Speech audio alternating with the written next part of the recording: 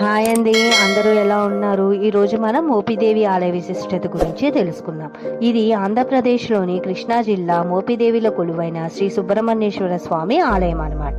ఇది అత్యంత ప్రసిద్ధి సర్పదోష నివారణ క్షేత్రం అంటారు. ఇక్కడ స్వామివారు లింగ రూపంలో స్వయంభుగా వెలిశారనమాట.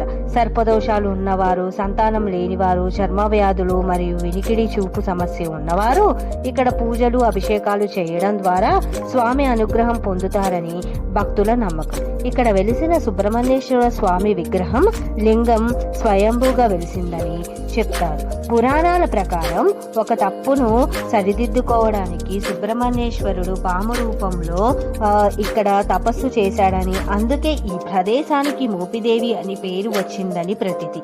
వివాహ దోష నివారణ, పెళ్లి ఆలస్యం అవుతున్న వారు ఇక్కడ సుబ్రహ్మణ్యేశ్వరుని పూజించడం శుభప్రదంగా